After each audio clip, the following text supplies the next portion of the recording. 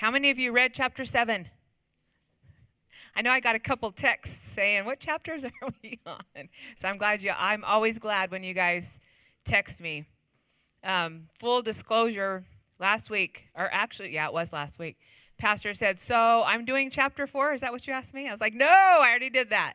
So he covered 5, 6, and tonight we are doing 7.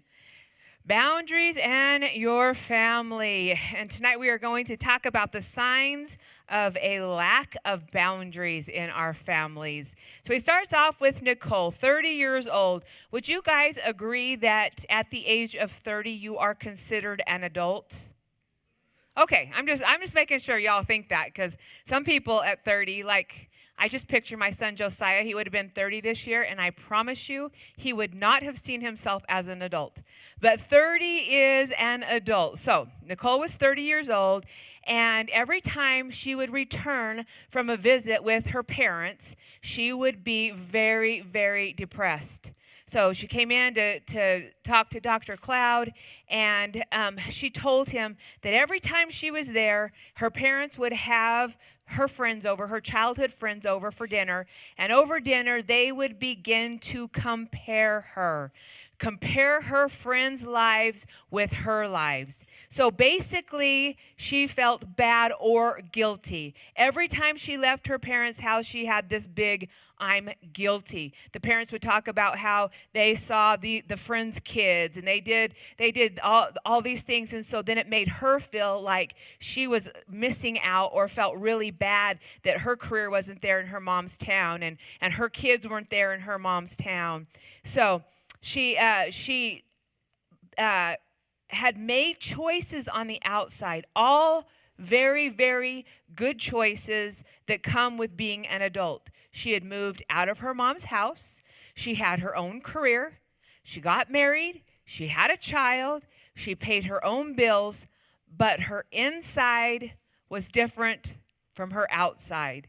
So she had left home on the outside. She had gotten out from under the umbrella of mom on the outside, but her inside never left, never came out from under her parents. So she did not have emotional permission to be a separate person and make her free choices. And obviously not feel guilty about it, because every time she would feel extremely guilty. So in other words, she could still yield to pressure. How many of you relate to Nicole? You can still very easily yield to that pressure. So in other words, Nicole didn't own herself. Remember, boundaries define someone's property. People who own their own lives do not feel guilty when they make choices about where they are going. Now, obviously, we want to take into consideration other people's opinions, and you can have a conversation with your folks. We're not telling you to be hard-nosed and say, "I'll do what I want. I don't care what you think." We can take under people's considerations, but at the end of the day, it's super duper important when we become adults to get out from the umbrella of mommy and daddy, and not only outside, but also inside, and begin making decisions and owning our own lives. Signs of lack of boundaries. We're going to go over these tonight. These are signs. And this, you guys, even though I might say he or she, this can be male or female. Let's just say once you become an adult, okay? So as we're going through these, if it resounds with you about your kids and they might be a girl or a boy, it doesn't matter. It can be either one. So the very first one, we call this one catching the virus. Catching the virus. Or a phone call or in person, he or she, one phone call to mama, one phone call to dad, one simple hearing of their voice, one simple conversation, all of a sudden evokes all of these things in the adult child. Depression, argumentative, self-critical, perfectionism, anger, combative, withdrawn. It's like the adult child catches something and passes it on to his immediate family. I know Jason in his work area, he's always called this the pecking order. For many years, he was under someone, and that someone was real. How do I say this with tact? That someone was real aggressive, let's say it that way. And the pecking order was he'd come home and peck on the next person down. And then if that person didn't have good boundaries, that person would peck on the children. And if the children didn't have good boundaries, they'd peck on the dog, and on and on and on and on. That's how catching the virus goes. And it's a lack of boundaries. So the original family has the power to affect his or her immediate family in a trickle-down effect.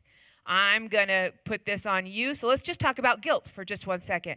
So mom is going to put guilt on son and make him feel so bad about himself and the choices that he's making. And if son doesn't have boundaries, adult son is going to go and put it onto his children, and it trickles down. It just keeps on going. We call this catching the virus. One clear sign that you have boundary problems is when your relationship with one person has the power to affect your relationship with another person. Get out of a meeting, and let's say that it was a highly combative meeting, and you can know if you don't have boundaries if you go into the next meeting and carry the previous meeting with you. Or let's say that you've spent the weekend with your spouse, and your spouse had a really negative attitude, and it rubbed off on you because you're not having appropriate boundaries, and you go to work and you take it all out on everyone at work, and it has nothing to do with them. Catching the virus. Okay, the next one. The second fiddle. So Dan came in to talk to Dr. Cloud about his wife, Megan, and here's what he said. You wouldn't believe how she is with him. She totally focuses on his every wish. When he criticizes her, she tries harder and practically ignores me. I'm tired of being the second man in her life. And he was talking about Megan's father. Another sign, another clear sign of a lack of boundaries with the family of origin. The spouse feels as though his or her real allegiance is to the parents. This means that the adult child has never come out from the umbrella or the authority of mom and dad. They're still under that authority. And what happens in a marriage when, let's just say for a girl, what happens in a marriage when the girl has not come out from underneath her father? What happens is that the husband never takes the rightful place that God intended him to. He plays, as in his words, he plays second fiddle. So it is a lack of boundaries. This doesn't mean that the husband and the wife shouldn't have a relationship with their extended families of origin. Of course they should, if they're able to have clear boundaries. They need to set clear boundaries in their family of origin and then stick to them. Now, let me tell you, if the family of origin is not used to having boundaries set on them, they might throw a fit for a minute. They might not like it for a minute. They might say, what is wrong with you? But that does not mean you need to go back over and jump into the dysfunction of the family of origin. Keep your boundaries set. And even if you need to say, listen, here's what I feel like I need to do as unto the Lord. I need to come out from under your authority and put myself under my husband's authority, who is under the authority of God. So there's nothing wrong with communicating. So never think that there's anything wrong with that, but stick to it. Once you have set a boundary with the family of origin, then stick to it. Okay, the next one. This one's hilarious. May I have my allowance? Let me just tell you guys that this was Josiah all the way. He thought mom and dad owed him gas. He thought mom and dad owed him a car payment. He thought mom and dad owed him a ride. He thought mom and dad owed him everything. And mom would quickly jump on board and be like, yep, here I am. Here you go. Over and over and over, because I didn't have clear boundaries. But again, we're talking about an adult here. May I have my allowance? Terry and Sherry, they were a very attractive couple. They had a big, nice house, went on lavish vacations. Their kids took piano lessons and ballet. They owned their own skis and ice skates and phones and games and TVs and computers. But there was only one problem with Terry and Sherry. Their lifestyle was not supported by their own paycheck. It came from mama and daddy. The sad thing is that this cost them dearly. The bailouts. What does a bailout do to an adult child? It chips away at their self-respect. That adult child has no self-worth whatsoever. Because you realize when mom and dad does everything, then the child internalizes, well, you're able, but I'm not. Well, you can do that. You're smart, but I'm dumb. Well, you're this, but I'm that. That's what a child internalizes when mom and dad does everything for them. So I know when our kids are little, it is so easy, because I'm a parent, it is so easy to give them handouts. It's so easy to do the things for them that they can do for themselves. And let's be honest, sometimes it's quicker. Like, it's just quicker for me to hand you money than to make you go and do to do cleaning, or it's just quicker to hand. We ruin them that way. We tell that child internalizes, I'm no good. I can't do this on my own. And then that child doesn't stay a child. Well, he does, mentally and emotionally. But he grows up to be a 30-year-old adult asking his parents, where's my paycheck? Asking his parents, I want to go do this, I want to go do that. Again, as an adult, asking the parent if they can do that. So it cost him his self-worth, and Sherry, the wife, had to consult his family anytime she wanted to spend money. Terry was not yet an adult financially and couldn't set boundaries. And his parents' desire for him and for Sherry was to have everything we have. Parents, let your kids work for everything you have. Let them. It's so funny. I just have to tell you a really funny story. I have people come to Jason and I all the time, and say, we want to have the marriage that you guys have. And I say, no, you don't. I tell them straight up, no, you don't. What? Yes, we do. No, you don't. We really do. Okay. All right. Come and do 8 weeks. Come and do 8 weeks with me of doing marriage counseling, and then tell me that you still want to have the marriage that we have. A majority of them, by week 3, they're tapping out. By week 3, they're like, oh, we're busy this week. And the next week comes along, we're busy this week. Because what does it take? It takes work. But that's okay. How did you and I get to be where we are today? How did we get our homes? How did we get our cars and our cell phones? We worked for them. We didn't. Did any of you all have handouts? I didn't. We had to work hard, and what it did is it gave us self-worth. It let us know, you know what, I can work hard, and it will pay off. I'm not as stupid as I always thought I was. I'm smart. That's what it does inside of us, right, when we're doing things.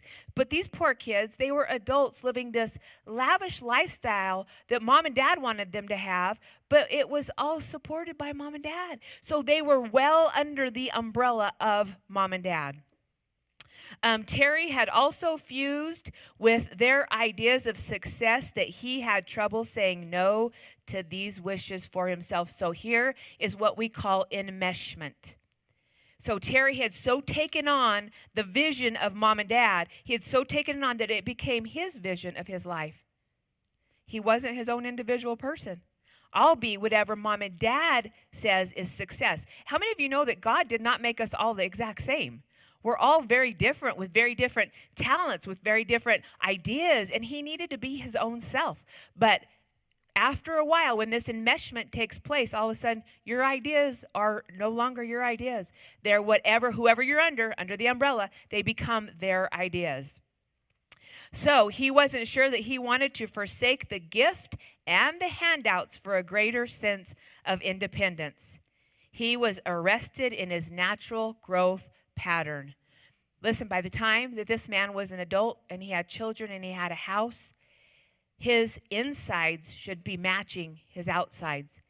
His insides, meaning I am independent on my own and working to make my own way, should have matched with the outside, but it didn't. So you guys see the boundary conflict here? Like complete boundary conflict. He had the upside of financial boundary problems. There is also an I'm in trouble side. Many adult children perpetually get into financial messes. Why? Because of irresponsibility, because of drugs, because of alcohol use, because of out-of-control spending, or the I haven't found my niche in life syndrome. Some people say that they are professional students. Listen, being a professional student don't pay the bills. I mean, you can be that if you want, but You still have to have responsibility. But so many times an adult child will use all of this to pull on the emotional cords of the parent to say, gimme, gimme, gimme, gimme. It's out of my control. This is happening. When in reality, consequences would be the absolute best thing for the adult child. Consequences are what grows us up. Consequences are what a lot of us should have gotten from the time we were this little, but a lot of us didn't get that. But it's never too late. Never too late. So parents, if you're doing that with your kids, let them reap the consequences. Mom, my phone got turned off. Well, why did it get turned off? You didn't pay the bill. Well, you're an adult. You got to work. I work. That's how I have my phone. I work, that's how I have gas. And I tell you what, a couple times of them reaping their own consequences, I promise you, they're going to step up. They're going to live up to the standard in which you allow them to. Isn't it sad to think that we cripple our own children? But I do it out of love, right? That isn't love. Because what they internalize is, I'm no good. I can't do it on my own. So, parents continue to finance this road of failure and irresponsibility, always thinking that they will do better. I'm going to say that again. Road to failure. Parents are financially taking their responsibility for their children's road to failure. Yikes. Yikes. They're crippling their children for life, preventing them from achieving independence. But you guys, just know this. With God, he can turn anything around. Probably about 2 or 3 years ago, I can't remember when God started me on the journey of growing emotionally. And I was very, very, very handicapped emotionally. But God put it in my heart to begin growing me in this area. And let me tell you guys, with God, all things are possible. So when people look at your background and they're like, oh, girlfriend, you're 50 years old. There just ain't no way. You can't teach old dogs new tricks. That's just the world system. They don't know my God. Because God chooses people like me on purpose so that he can be glorified through us. He can teach us. And trust me, he knows how to grow us up. He knows what hot water to put us in to grow us up. He knows what consequences to allow us to stumble into to grow us up. He's very, very good at being God. So, adults who don't stand on their own financially are still children, even if they're 30 years old. To be an adult, you must live within your means and pay for your own failures. Next one. Mom, where are my socks? This is the perpetual child syndrome. They may be financially on their own, but they allow the family of origin to perform certain life management functions for them. Adult child often hangs out at mom and dad's, vacations with mom and dad's. Mom and dad is their best friend. They drop their laundry off with mom and dad. They eat their meals there. Mom and dad's closest confidant. They share everything with mom and dad.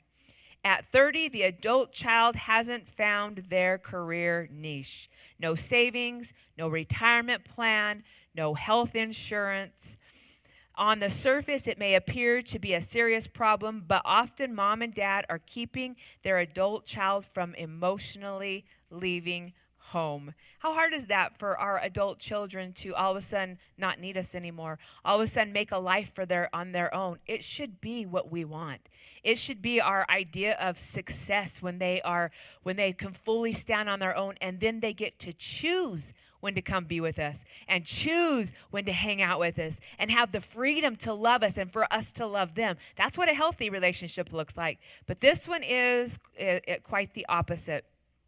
This frequently happens in friendly, loving families where things are so nice that it's hard to leave home.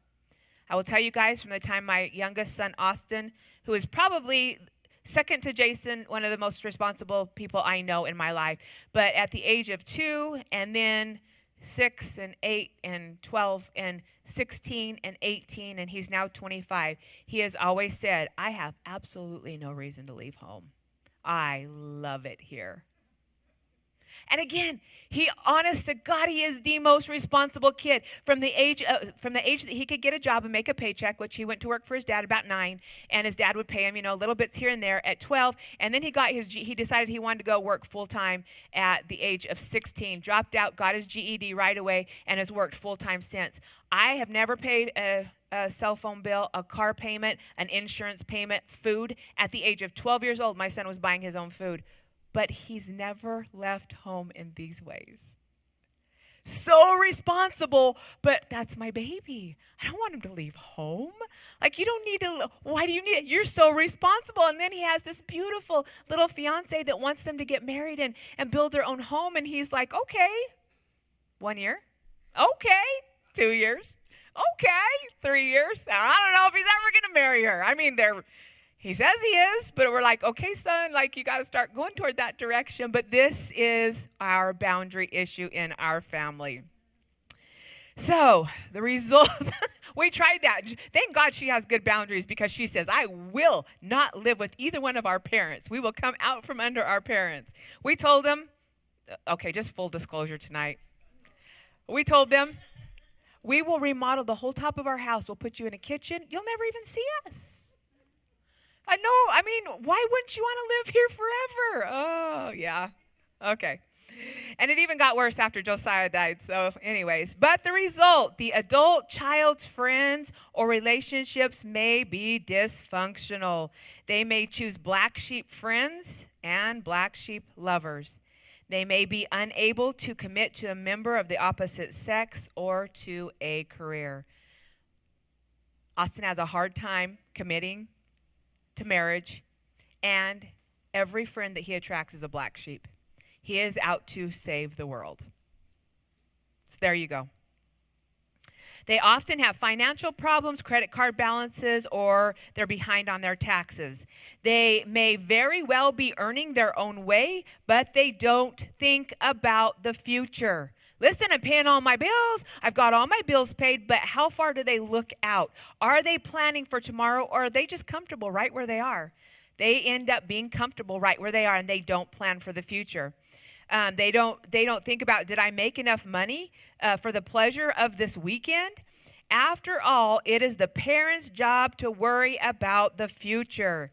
They haven't separated from mom and dad, and they're living an adolescent financial life. The next one, triangulation. Dysfunctional families are known for a certain type of boundary problem called triangulation.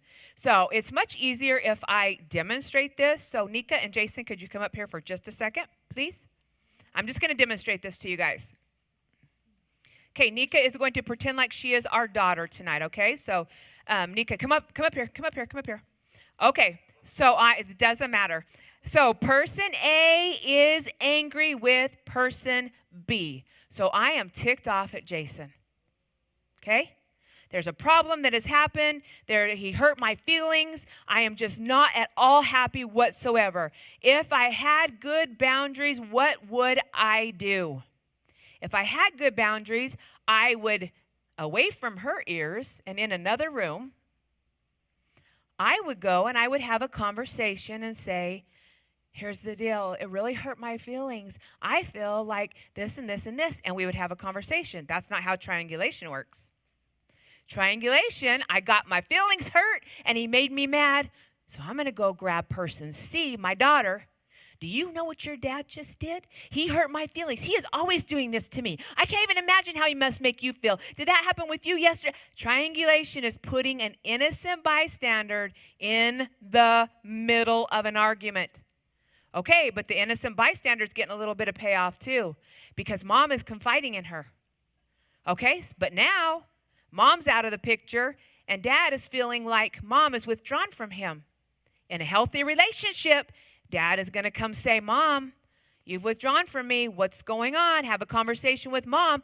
But we don't have boundaries in this family. So we're going to use the child. And when mom is out of ear range, dad is going to come and say, what's going on with mom? Mom's this, mom's that, mom's the other. So it sets up the child on the in-between. And you guys, it could be roles reversed. This is how family dysfunction works. It can be roles reversed. So this is just one scenario. But this one's getting payoff because mom is confiding in her, and she's getting payoff because dad is confiding in her. When all the while, mom and dad should have had an original conversation. Or let's say daughter and dad have a disagreement. They should have a conversation. Or mom and daughter has a disagreement. They should have a conversation. Thank you, guys. It's just easier if there's people up here so you guys can see the dynamics. It's good boundaries that when there is an offense, you don't bring a third person in on it. And I know that you think that your child, well, you know what, my child is just there and they're not your sounding board. You're just giving them lots of problems. And you're teaching them to not handle their own struggles in their own lives as they get older. You're teaching them that someone else has to do it for them. And how well does that work in a marriage? It absolutely doesn't work. So that's what we call triangulation. It is a failure to resolve a conflict between two persons and pulling in of a third person to take sides. Listen, anytime that anyone has a conversation with you that they're wanting you to take a side, you know it's dysfunctional. Anytime people see relationships as sides, you know it's dysfunctional. Same thing in a church. When people say, oh, they have a little clique or they have their little people, dysfunctional, toxic. We don't do that.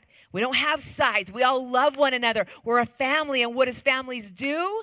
Well, some of us have been taught what families do is they bring in a third person, or they bring in a fourth and a fifth person, or they do things so backwards. But God's ways are clear. Go have a conversation with that person. There's no sides. So this is a boundary problem because the third person has no business in the conflict. But it's for comfort and validation from the one that got hurt. The one that gets hurt, you need to find your comfort and validation first and foremost from Jesus. That's who you need to go to. Before you even go have a conversation with the person that hurt your feelings, you need to first have a conversation here. And remember, always ask yourself, I'll just take Jason. If I made Jason really upset, how would I want him to react toward me? Would I want him to go and pull a kid on his side? Would I want him to throw shade on me? Would I want him to impute evil to me? No, I would want him to have grace for me. I would want him to have a conversation with me, to believe in me, to love me. So why do we do opposite when it's someone that hurts our feelings? Dysfunction and a lack of boundaries. Okay. All right, so by the ones who are afraid to confront each other, this is how conflict persists. People don't change, and enemies are made unnecessarily. You guys, we have to all remember that our goal is not to have enemies, right? I wonder, and you guys, there's an older crowd in here, so it might be a lot more than I think, but how many of you have had friends for 25 years or more in here? Okay, that's cool. I'm glad to see that. Because these days, friends are like Tic Tacs. Dime a dozen, yep. They come and they go, and that's sad. You guys, we're the church. We're supposed to be showing the world how relationships work, right? And yet there's so much dysfunction that we have to work out of us. But let me say this. As we're working out our dysfunction, the world is also watching. How are they finding these results? How are they getting close to people when I know there's conflict? How are they? So they're also watching. So take that into consideration. Okay. So if person A, me, I might be very nice to Jason, person B, but behind closed doors, I talk about Jason to Nika, our daughter. I am not owning my own anger. So therefore, that is a boundary breach. The person who is angry, the person who A is angry with, deserves to hear it straight from her mouth. Ever had people come and say to you, you know what so-and-so said about you? Triangulation. That's triangulation. Person C gets drawn in, and the relationship with B is affected, and gossip gets between people and affects their opinions of the people gossiped about without having a chance to defend themselves. Let me just tell you guys, the best possible thing when people come to you to talk about somebody else is say, go talk to them. Go have a conversation with them. That's the best thing you can possibly do. It stops people from coming to you honestly and telling you gossip. It does. So triangulation is a common boundary problem with families of origin. Old patterns of conflict between a parent and a child or between two parents results in one family member calling another and talking about the third family member. These extremely destructive patterns keep families dysfunctional. So listen, if it's knocking on your door, let's say that it has been in your family for your whole life, for 49 years, for 50 years, for 30 years, for 17 years, however old you are, it needs to stop with you. And it can. That's the really cool thing, that generational curse, that triangulation, that dysfunction, it can stop with you deciding, nope, no more. I'm not participating in this any longer. So that's the really, really good news. All right. At the bottom of page 130, there's a couple verses.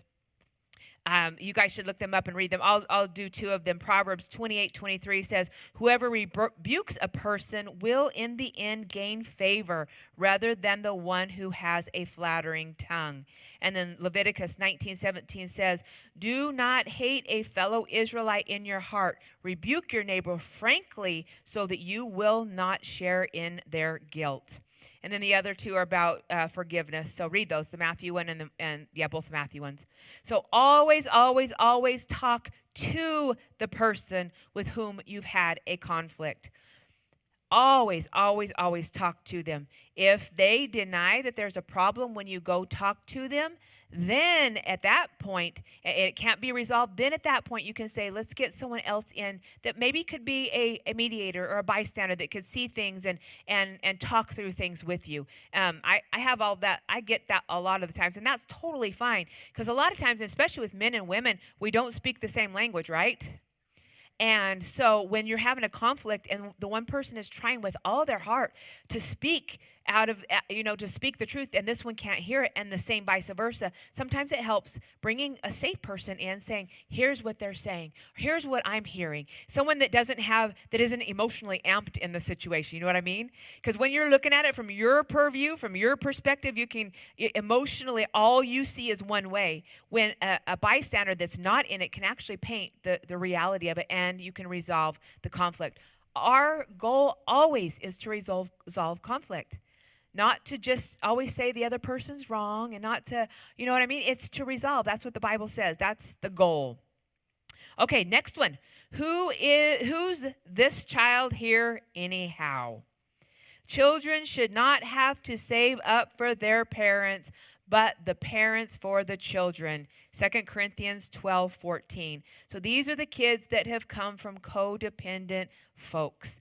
Codependent folks, they're children who have never grown up who become a parent, and they rely on their children to be the parent instead of them being the parent. So these little children have to grow up way, way, way too quick. It's a sick deal. Some people were born to take care of their parents, or they think they were. They inherited this duty from the time they were very little. They learned it in their childhood, and they were responsible for their parent, who were stuck in child patterns of irresponsibility.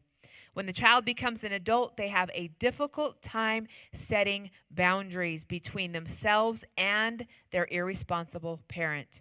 Every time they try to have separate lives, they feel selfish, like something's wrong with them. I shouldn't be doing this. I can't have fun without mom. I can't live my separate life. I can't go and go skiing, but because mom isn't there with me, they have a hard time living a separate life. It is a good thing to feel grateful for our parents, and we should feel grateful to them, and to repay them for what they have done, according to 1 Timothy 5:3 and 4. But two problems generally crop up. Here's the two problems. First, your parents may not really be in need. They may be irresponsible, demanding, or acting like martyrs. They need to take responsibility for their own lives. And obviously, in this case, the child keeps the parent crippled because they become the parent. Secondly, when they are really in need, you may not have clear boundaries to determine what you can give and what you can't give. In other words, you may be able to limit your giving, and your parents' inability to adjust will dominate your family. A family has to decide what they want and do not want to give, because that's clear boundaries, and that's love. Love means I get to decide what I want and what I don't want to give. So they will continue to love and appreciate the parent and not grow resentful. If this doesn't happen, the child who has taken on the role of the parent will always resent that parent for a lifetime. And that resentment, it turns to bitterness. It turns to ugly things in the child's life. It's not good. So in this case, it has to be that the child decides, you know what, I need to set some clear-cut boundaries because I don't want to end up resenting my parent. And a lot of times, you guys, the parent just needs consequences. The parent needs the reverse of what we have been talking about. The parent needs that too. The parent just hasn't grown up yet. So they need to take responsibility. So good boundaries prevent resentment. Next one. But I am your brother or sister. I'm your brother or sister. Guilt and pressure you feel because it is your family. So this is another dynamic in grown sibling relationships, brother-sister relationships, brother-brother, sister-sister, whatever sibling relationships. An irresponsible adult child depends on the responsible adult child to avoid growing up and leaving the family. The adult child plays old family games. And why do they play them? Because they worked. They've worked for years. They've grown up watching it work, so they'll continue playing them. Families can tear down our best built fences, and we will do unhelpful things for them. So let's just take an adult child. I'll just take my family. Josiah was the irresponsible one. He was the me in my family, and Montana and Austin were the Jason in our family. And Josiah relied on Austin and Montana. Give me a ride. Give me $5. Give me this, so that he could go and live irresponsibly. Well, they had hearts of gold, so what did they do? They gave it to him. When at a certain point in a family dynamic, those siblings have to say, no longer. You got to do for yourself or do without. You got to get a job or not be able to go out this weekend, or not go on your skiing trip, or not drive to Phoenix, or they have to get to a point where they say, I'm not funding your fun anymore. I'm going to fund my life, not your life. You've got to own it. Okay, but why on earth do we do that? Why do we continue in these patterns? Why would any of us, all these patterns that I've just talked about, why would any of us want to continue in any of them? First, we did not learn the law of boundaries in our family of origin. I told you guys at our very, very, very first time of getting together that some of this was going to sound like a foreign language. Was I right? Some of this is like, what? I've been doing it wrong all of these years? What on earth? And that's okay. We weren't taught these things from the time we were little. We weren't taught these things from our family of origin because they weren't taught those things, and on and on and on and on. So that's one of the reasons. And our adult boundary problems are actually old boundary problems since childhood. Or the second thing is, we may not have gone through the biblical transition into adulthood. We might be a bunch of kids in here. Like I told you, I went on a journey because I realized how arrested I was emotionally. I was emotionally a baby. Like even worse than a baby. I was goo goo gaga. That's as much as I could do emotionally. That's where I was. So we may not have gone through the transition that we need to go through. But again, this is where God can so grow any of us up. So let's look at the patterns you learn growing up are continued into adulthood with the same players. Patterns after patterns after patterns after patterns. I'm going to give you an example. My grandmother's grandmother used this pot to cook a roast, and it's the best tasting roast I have ever tasted. So grandmother's grandmother had to use that same pot, and then grandmother had to use that same pot, and the mother had to use that same pot, and the daughter had pattern after pattern after pattern. Nothing to do with the stupid pot at all. But that's how patterns are transferred down, right?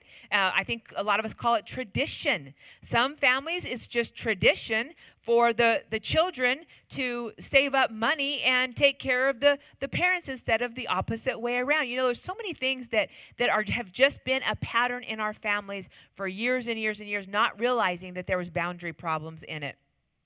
So, but here's some of the problems. There's a lack of limits. There's a lack of taking responsibility. For ourselves, giving out of compulsion and resentment, which is never good. You guys, in a love relationship, we should never give out of compulsion or resentment. That isn't love. That's a boundary issue. It's also control, and it's just got all kinds of awful on it. Out of envy, out of passivity and secrecy, those patterns aren't new. They have never been confronted and repented of. So a lack of limits, chances are it is not new in your family. But nobody's ever talked about it until now. But now we're going to talk about it. So once we do talk about it, then we have to repent of it. And what does repentance mean? Got to change our lenses out. I've seen this from my perspective for 49 years, and God says, but now I'm going to do a new thing. Now I'm going to put your brain through metamorphosis. I'm going to change your thinking. And he does. I mean, he's really good at doing it. So these patterns run deep. Oftentimes, we act out of memory instead of growth. So first of all, to change these patterns, we have to identify them. And these are called the sins of the family. I know that many of you in this room have come from backgrounds that you don't speak a word about your family.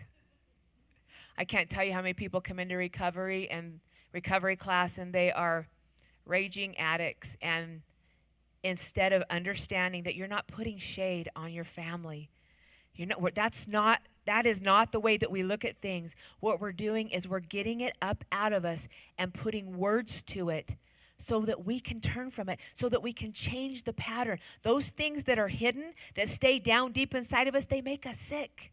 They do. Anything hidden never heals. So for those of you that absolutely hate this, just understand we have to identify the patterns in order to change them. We can't just say, oh, well, don't talk about that. We can't talk about that. We can't talk about that. Because chances are the lack of boundaries have made you sick in your current family. They have made you sick in the way that you're a parent to your kids, or you're a spouse, or you're a coworker, or whatever role that you have. So we've got to identify them, put words to them, okay? So we have to identify the sins of the family. Then number 2, confess them.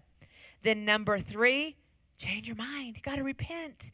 We've got to say, God, renew a right spirit within me. Change my thinking how I have done this a million times. My kid does this and I scream at them. My kid does this and I scream at them. My kid does this and I scream at them. God, I don't want to continue in this pattern. I am destroying my family. So God, I'm confessing what I'm doing and I'm turning away from it. I'm changing the way I think about it. When my kid does this, I'm going to ask them a question. When my kid does this, I'm going to get an eye level and draw in close to him. When my kid, there's a million things we could do, but decide what you're going to do and break the pattern. Listen, if you don't do it, nobody's going to do it for you. We have to own our own lives. Okay, and then you change the way that you handle them. So after you change your thought process, change the way that you handle them. The first step in establishing boundaries is becoming aware of old family patterns that you are continuing in the present. Again, this does not mean we're throwing shade on mom and dad. This does not mean that we become bitter and say, you stupid idiots, why did you do it that way? That is not the point at all.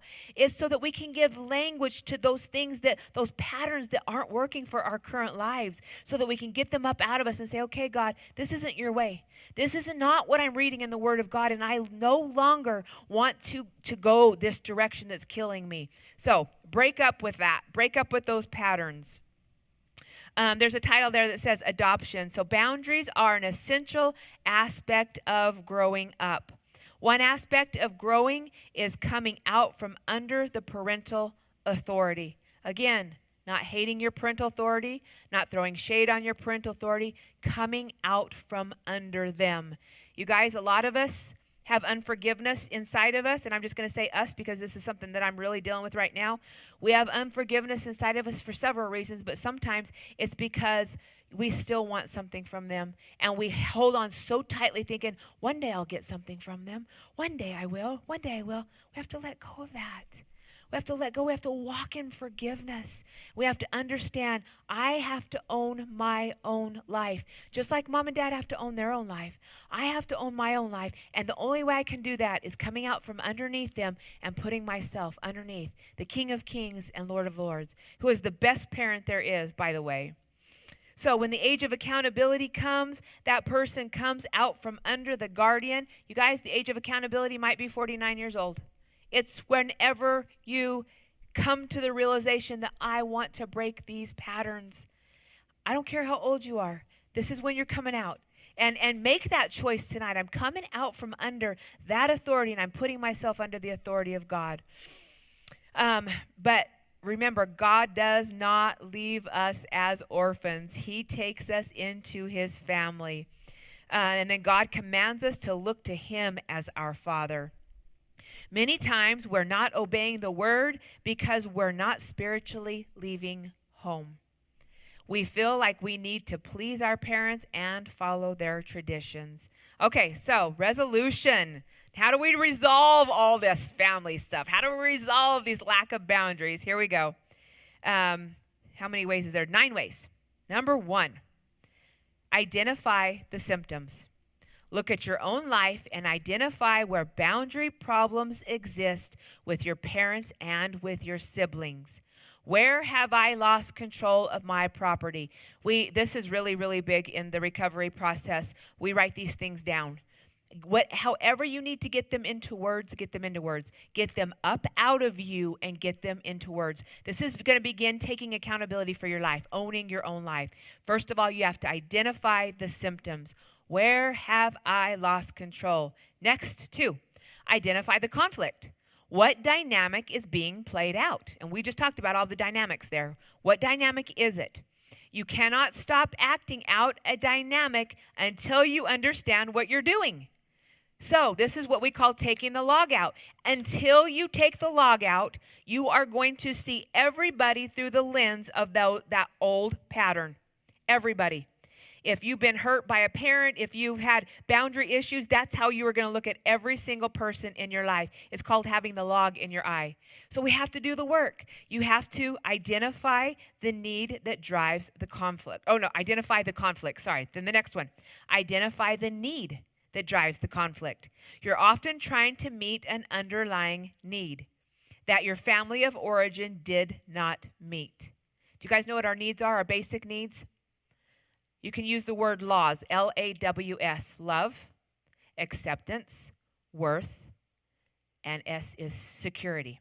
Those are our basic needs. And when we didn't get them as a child, oftentimes we grow up and we try to exact them out of other people. We try to go and grab them out of other people. But we have to understand that we get all of those from Jesus. All of those are completely filled inside of us from Jesus, and that's where we get them. So we have to identify the need that is driving that conflict in us.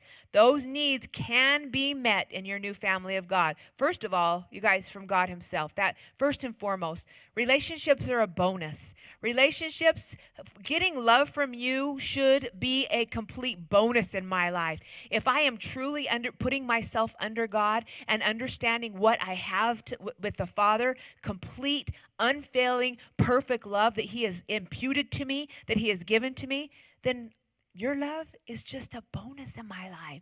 It's just something that makes my life exponentially better. And that's how all of our needs should be. Okay, number 4, take in and receive the good. Our needs must be met. And God is willing to meet our needs, number 1, and he's also willing to give us people to support us. But we have to humble ourselves and reach out. We have to talk, we have to use our words. And I know that's hard for some people because sometimes when you've expressed your needs, people drop kicked you. Poof, you're too needy, get out of here.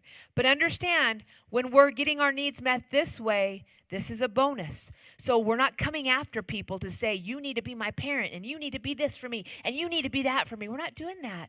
We're saying, I want that bonus of you in my life. And I want to feel love, and I want to feel accepted by you. And we can give that to other people. We'll be pouring out of the excess that we're getting inside of us. Okay? Practice boundary skills. Oh boy. Okay, here's a big one.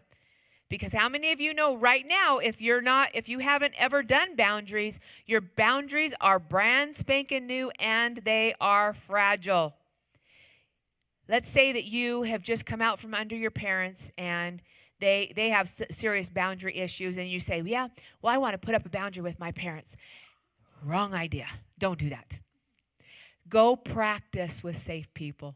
Go get yourself in a group where you're safe, and do a little practicing. Tell the people no and see how they respect your boundaries. People that you know have good boundaries, tell them no. Tell them this time I want to choose where we're going to lunch. This time I want to choose what movie we're going to watch. Do that with safe people and get really, really, really, really good at it. Really good at it until you feel okay, to then where you can put up a hard boundary and it doesn't rock you to your core. Because if you go in too fast to do a boundary, it will crush you. It will. And you'll go right back. You'll take yourself out from under God, and you'll go put yourself right back from under your family dynamics. So practice on safe friends first, okay? And then number 6, say no to the bad.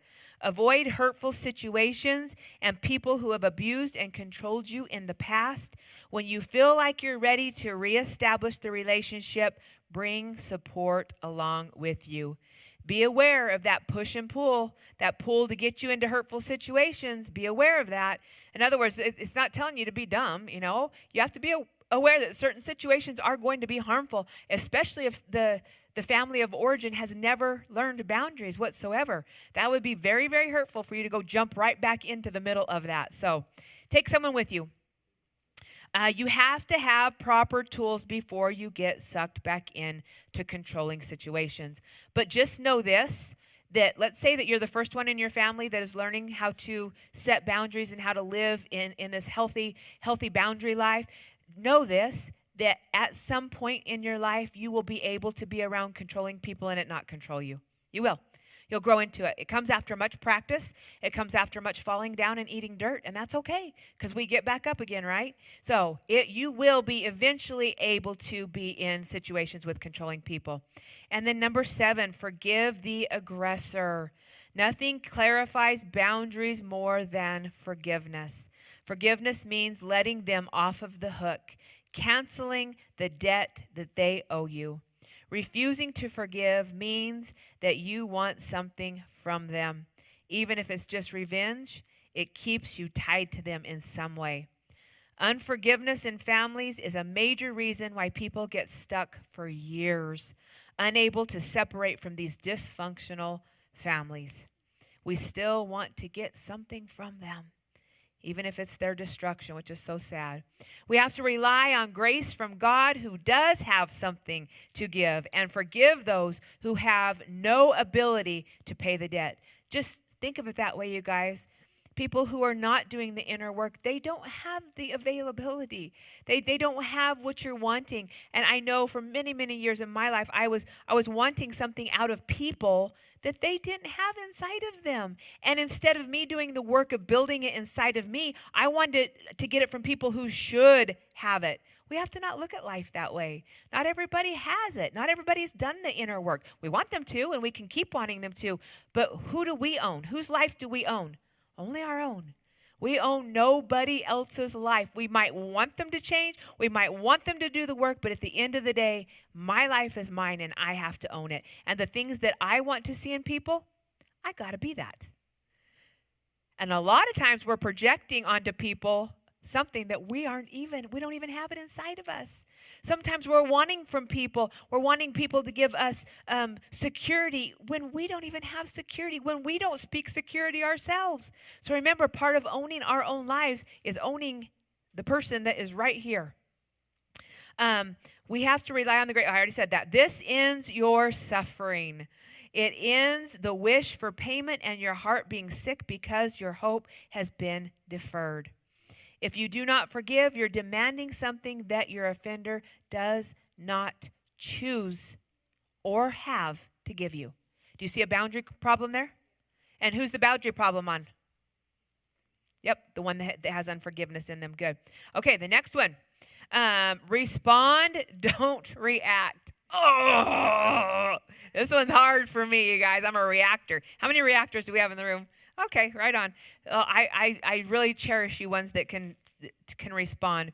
If another is able to cause disruption inside of you by doing or saying something, they are in control of you at that point, and the boundaries are lost. For the life of me, and I know I'm going to learn this. This is an area where I'll just be completely transparent with you guys. If someone comes and screams in my face, I probably won't sleep that night. If someone's throwing shade on me and I hear about it, it literally makes me feel like I'm having a heart attack. And this is an area that I put a lot of prayer into because I want to get this area. I really do. I don't do good with that. And I want to. I want God to build this into me, and I know He will. So when you respond to someone like this, when you respond to them, you're in control. You're in control with your choice and your options. But what if I react? If you do react, you have the boundary issue. The problem is you. But if you've fallen down, that's okay. Step away and regain control of yourself so that you aren't handing them the power to your life with your words. You guys, we hand people power with our words all the time. If you tell me, Marie, you're an idiot, and I say, you're an idiot, I just handed you power with my words. Your opinion of me is not my business. You can think I'm an idiot all day long, and that should be okay with me. As long as I am answering to God and I am under the umbrella of God, it should not matter what you think of me, but oftentimes it does. I'll just be honest, okay? But all of us are responsible for ourselves. We own our own attitudes. We own our own behaviors. We own our own reactions, and we have to own our tongue. Stop handing your power away to people and saying you're strong. You realize that the world system that we live in today says, I'm strong. I don't put up with nothing. I'll tell them off. Oh, boy, you're the weakest person in the room. You have no boundaries. They own you. All they have to do is say that one word, and whoo, they caught you like a fish, dragging you around by your mouth. Number 9. I know that was tough. Sorry. Learn to love in freedom and responsibility, not in guilt. The best boundaries are loving boundaries. The person who has to remain in a protective mode is losing out on love and freedom. I got to protect me. I got to protect my heart. I got to protect. You're not living in freedom. You got to own. Boundaries in no way means to stop loving. Quite the opposite. They mean that you are gaining freedom to choose to love. Isn't that what God has done with us, you guys? He's given us the choice. He came and talked about this Saturday night. He came to the slave market, and he says, I want you, and I'm willing to pay highest price. I'm willing to give my life for you. And he's a really, really, really good master. But then when you get on his property, he says, you get to choose whether to stay. You get to choose whether to be my bondservant, to stay and to live in my home and to do my things. You get to choose. I want you, but you get to choose. That's good boundaries right there. It is good to sacrifice and deny ourselves for the sake of others, but you need boundaries to make that choice. If you're going to sacrifice and if you're going to deny yourself, you have to have good boundaries to make that choice. Freely choose to give or do good for someone, not out of fear like codependency does, Not out of fear, but out of purposeful choice. Don't you guys want people to choose to love you and not be afraid of you and not be afraid to lose you or afraid that you'll pop off or afraid of so many things? Don't you want people to just choose to love you because they love you? We have to practice purposeful giving to increase our freedom. That was our last one. All right. Anybody have any comments, any stories to tell? You know, I like a good story. Any boundaries been crossed? You crossing anybody's boundaries? Any comments? Are you guys learning? I know it's tough, and I know it makes you feel like your toes get stepped on, right? But are you learning? Because it's okay if our toes get stepped on as long as we take another step, right? If every time your toe gets stepped on, you back off and say, never mind, this isn't for me, then you're not growing up. But if your toe gets stepped on and you say, yeah, I'm going to lean into this. I got to learn this. I don't want to pass this on to another generation. It's a good thing. So check your hearts. Make sure that you're learning this stuff, this new language that we're all learning together, right? Any thoughts?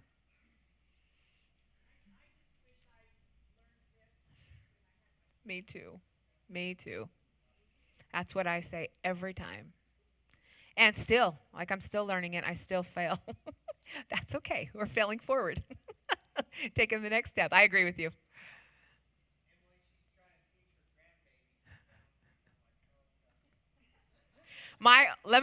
This is just the funniest thing in the world because my entire family dies laughing at me because I'm teaching my grandbabies boundaries. Because it's a language we don't understand. It's a language we have never practiced before. So this new language comes on and, oh, my adult kids give me grief.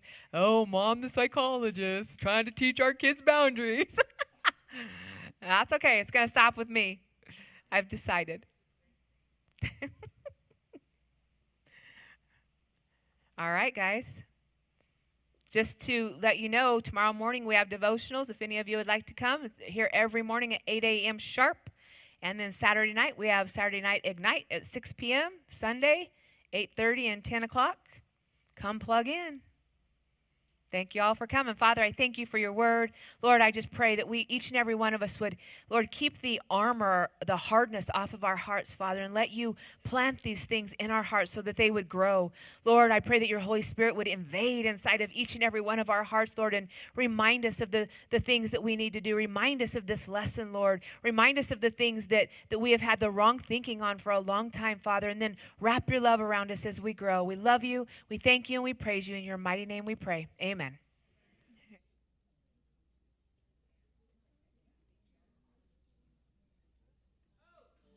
Your name fills the room.